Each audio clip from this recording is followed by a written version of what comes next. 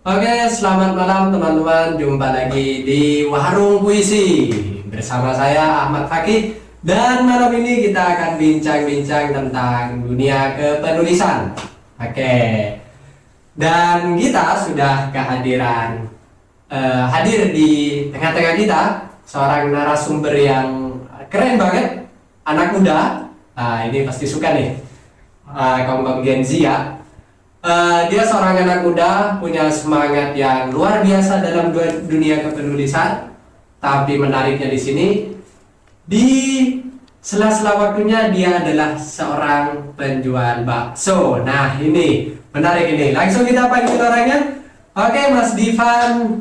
Ya, gimana kabarnya? Baik ya? Alhamdulillah. Oke. Baik, Mas. Makasih Mas sudah diundang. Oke. Gimana? Bakso laris? Alhamdulillah masih bisa. Oke, bentar. Bakar dulu biar makin mantap kan ngobrolnya. Oke, jadi malam ini kita akan ngomongin tentang dunia kepenulisan ya, khususnya Mas Dipan ini berkiprah punya beberapa karya di tentang puisi ya. Ya, Puisi. lebih ke antologi puisi. Antologi puisi lah. Ya. Dan karyanya sudah terbit tahun berapa, Mas? 2024 apa 23 gitu, saya lupa. Berarti 2024 sekitar setahun yang lalu ya, Nah, setahun iya. yang lalu. Betul. Nah, dan kalau teman-teman lihat di Instagramnya, apa Instagramnya? Divan Afrianto. Oke, di sana bisa kalian lihat banyak sekali postingan-postingan kesusastraan, dan kemarin sempat tampil di teater juga ya. Iya. Mantap ini. Oke.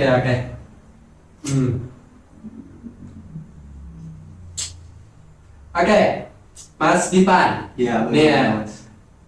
saya ada beberapa pertanyaan ini. Oh, iya boleh. Tentu saja buat mengedukasi kita ya dan teman-teman di rumah. Siap. Nah, yang pertama, sebenarnya yang saya lihat-lihat kan Mas Dipan ini punya ketertarikan yang luar biasa Iya. pada kepenulisan puisi ya. Puisi-puisinya tuh banyak banget dan beberapa sudah saya baca dan itu keren banget. Kira-kira nih, apa sih yang sebenarnya yang membuat Mas Dipan ini jatuh cinta ya, pada puisi itu? Mungkin jatuh cinta ya. Awal jatuh cinta tuh saya sama puisi sebenarnya udah lama banget Mas. Dari sekitar SD kalau nggak salah tuh. Dulu tuh waktu SD saya itu ada yang namanya praktek bahasa Indonesia. Cuman di situ disuruh baca puisi. Nah, cuman nggak tahu kenapa. Mungkin juga teman-teman atau nggak Masnya tahu lah ya.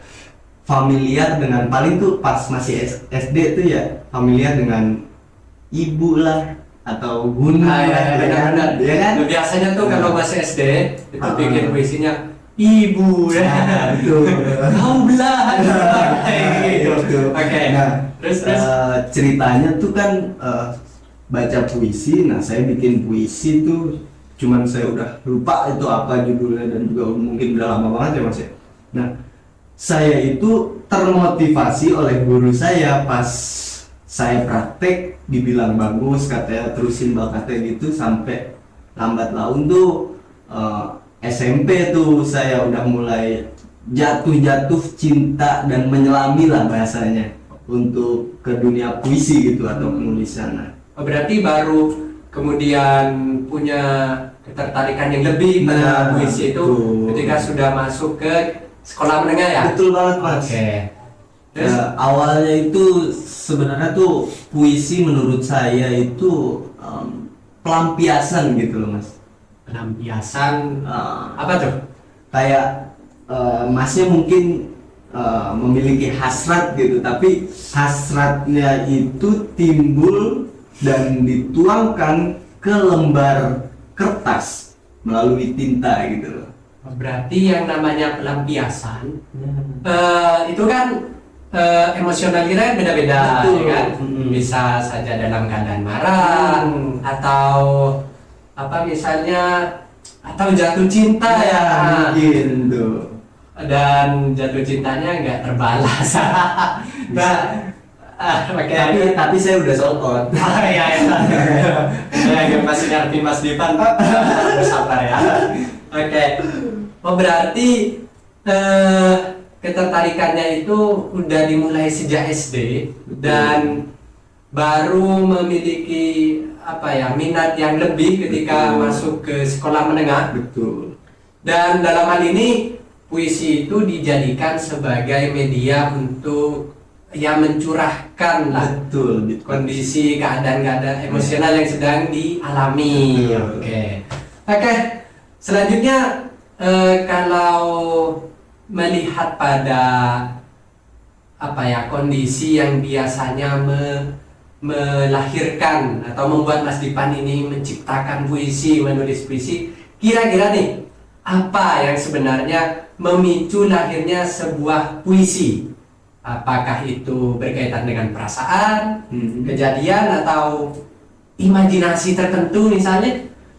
Sehingga membuat Mas Dipan ini lancar tuh menulis puisi. Nah, kalau dibilang dari situ sih ya Mas, sebenarnya nulis puisi juga kemudian gitu Mas, nggak semena-mena kita pengen nulis tiba-tiba itu tercurahkan gitu imajinasi kita. Jadi terkadang tuh ya saya itu menceritakan bagaimana kehidupan saya dan juga mungkin imajinasi yang terlintas di benak saya itu biasanya saya tulis sih. Kalau misalkan emang nggak ada kertas, saya nulisnya di HP gitu. Oh, berarti tergantung ini ya, tergantung mood. Betul. Tapi biasanya kalau lagi emosinya lagi tinggi nih, entah itu karena senang atau karena marah atau apa, itu biasanya pas waktu-waktu seperti itu lancar ya Pak? Lancar. Biasa gitu. Jadi teman-teman memang menulis puisi itu adalah sarana buat kita mencurahkan perasaan kita.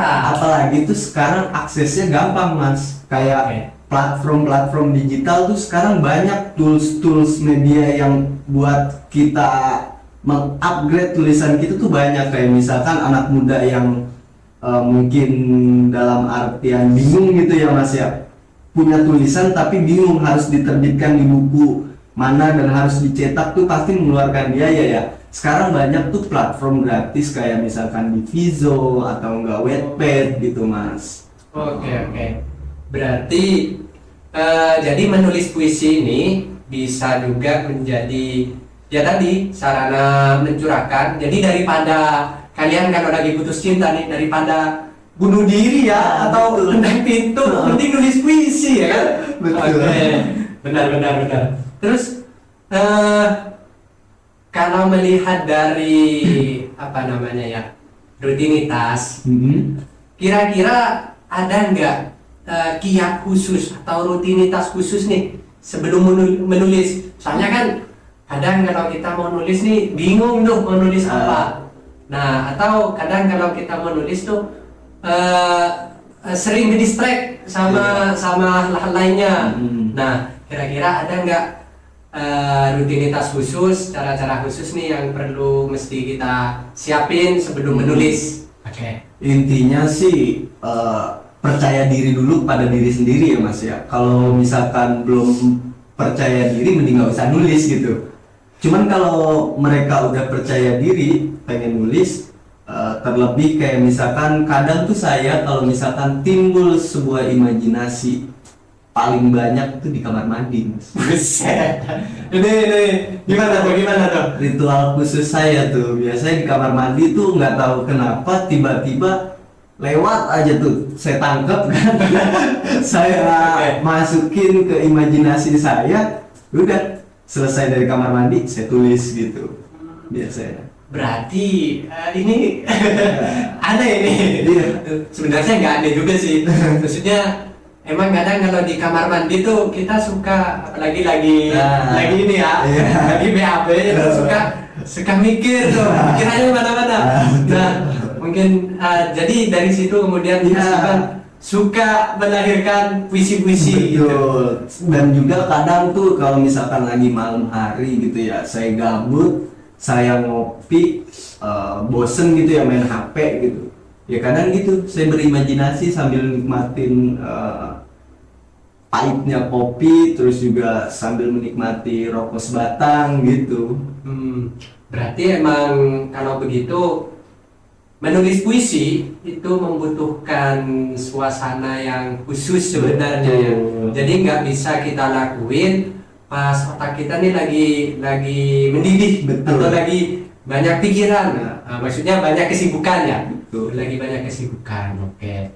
Nah, kalau melihat ke aktivitas sehari-hari Mas Dipan nih, Ya. kan sebagai pedagang bakso ya. Mhm. Deh kalau mau tahu deh alamat lapaknya di mana Mas?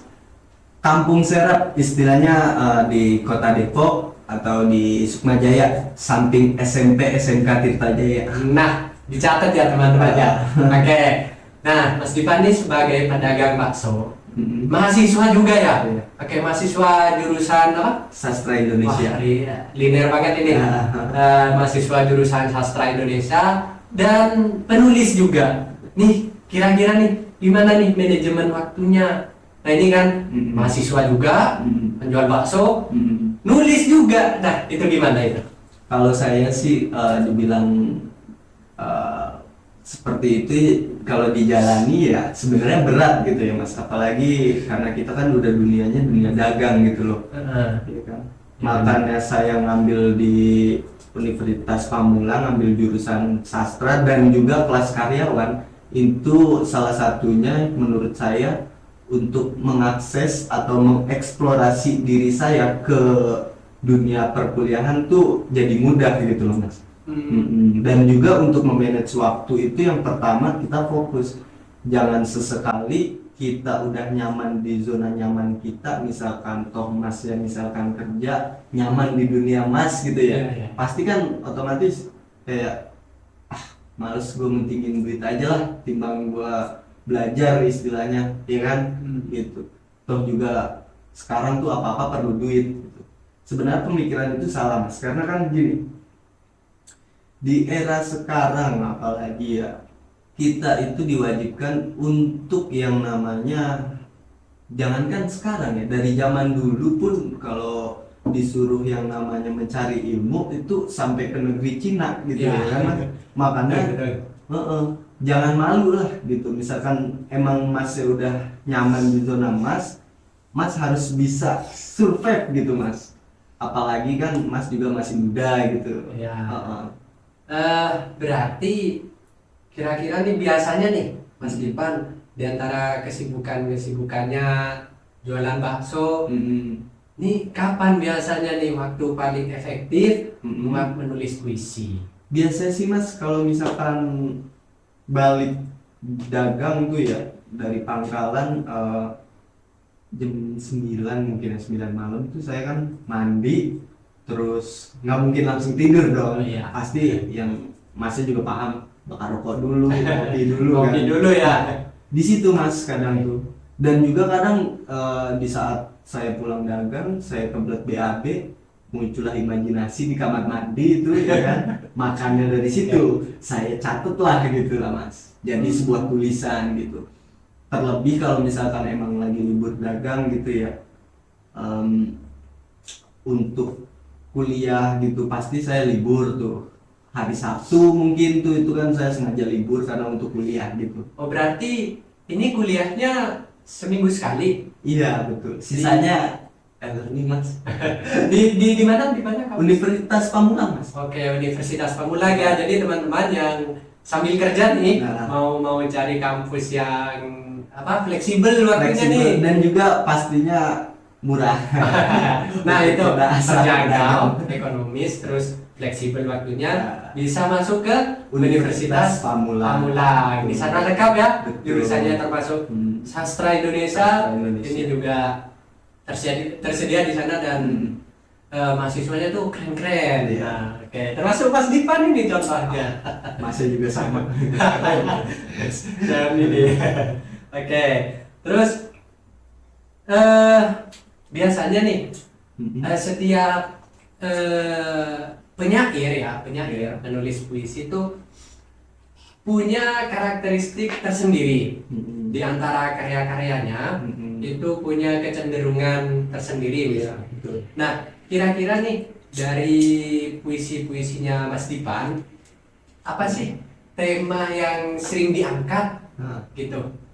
Dan kira-kira pesan-pesan yang paling dominan ingin disampaikan itu apa? kalau saya sih karakter puisi saya sih paling banyak salah satunya pastinya bucin ya kan. Nggak jauh pasti kan anak muda tuh dari bucin, dan juga paling filosofis hidup saya gitu mas. Apa tuh filosofisnya? Kayak misalkan ada suatu kejadian gitu yang sekiranya nggak bisa saya lupain, saya tuangin ke dunia puisi gitu mas. Kayak misalkan ada hal terkesan gitu, saya luangin. Dan juga tema puisi saya tuh banyak mengarahnya ke kayak misalkan ya diri pribadi saya gitu yang tadi saya ceritain.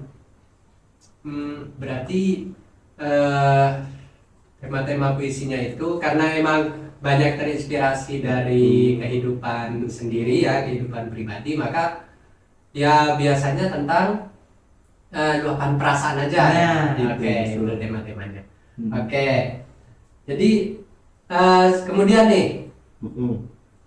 eh berbicara soal soal tema, apalagi tadi yang banyak diangkat mengenai perasaan pribadi ya, Iya. emosional pribadi. Kira-kira nih ada nggak puisi yang ditulis oleh Mas Dipan, Mm-mm. tapi pas dibaca lagi tuh bikin Mas Dipan sendiri nih menangis atau terbawa tuh ke suasana dalam puisinya? Ada mas. Itu kira-kira tentang apa? Judulnya itu kalau nggak salah Aku, Sastra dan Cinta. Wih, keren nih. Aku, sastra dan cinta. Salah satunya aku itu berarti saya gitu loh, diri pribadi Divan Afrianto gitu. Dan sastra, ketertarikan saya mengambil kuliah jurusan sastra. Dan juga cinta, yang pastinya cinta itu tertuju kepada, mungkin bisa juga ke dunia sastra, bisa juga ke diri saya atau pasangan saya, keluarga saya, pokoknya banyak lah gitu. Oke, oke.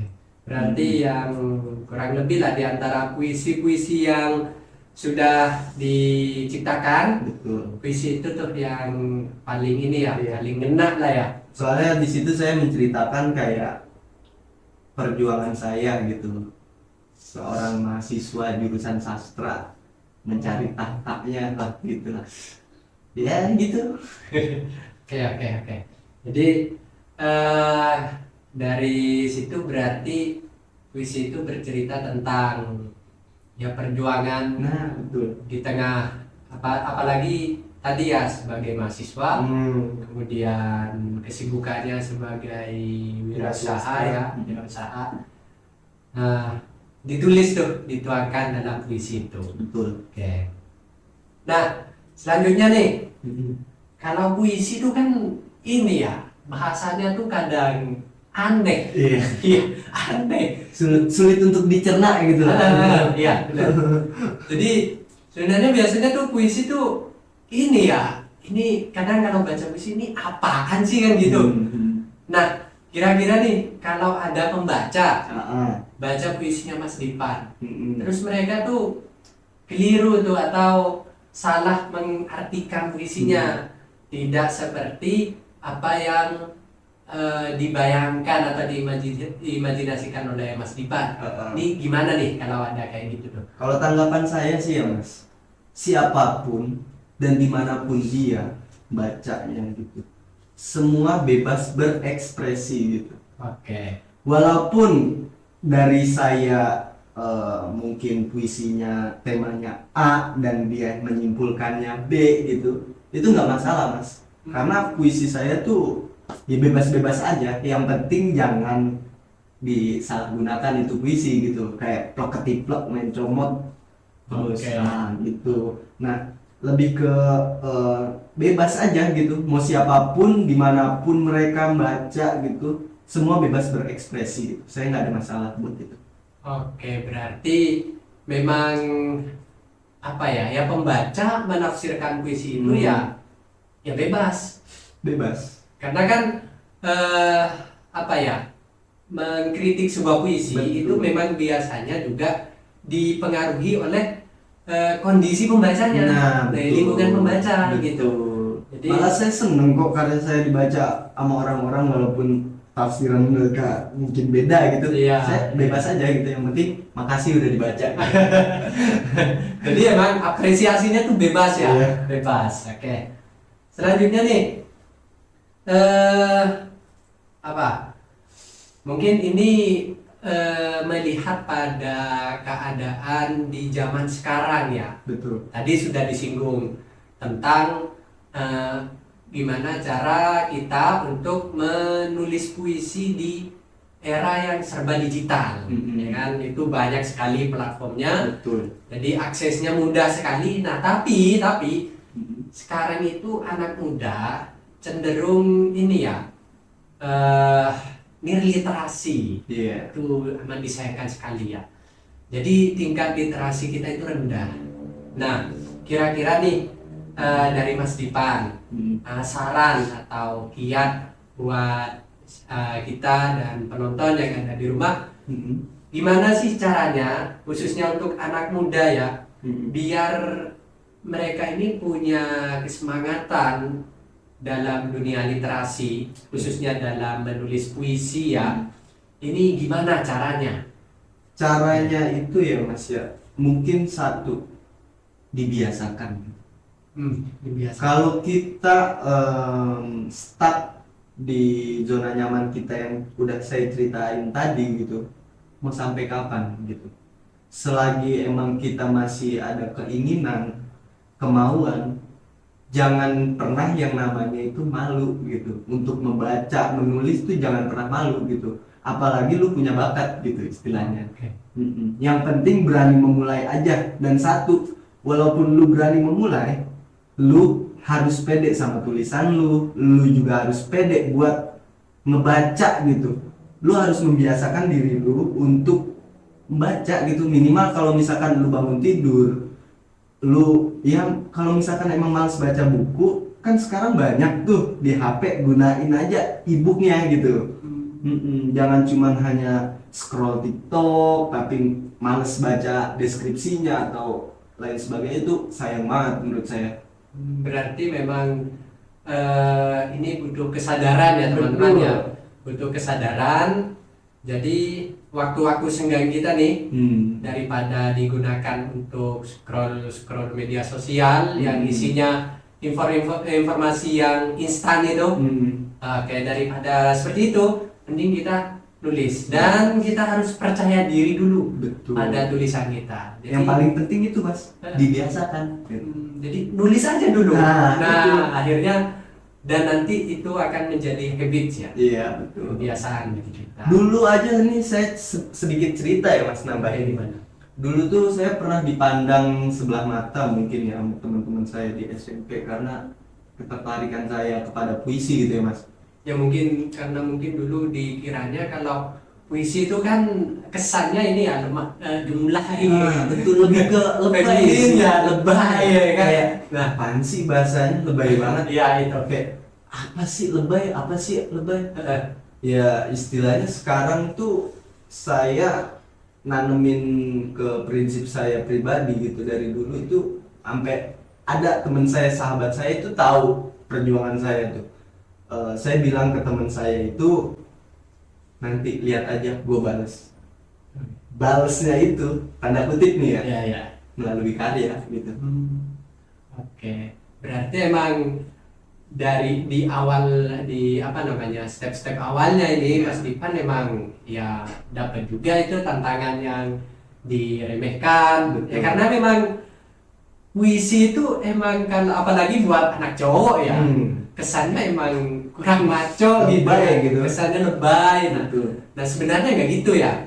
Ya puisi itu ya tadi kata Mas Dipan adalah sarana buat kita menuangkan imajinasi kita, Betul. dan pada akhirnya itu akan dibaca oleh banyak orang ya kan. Betul.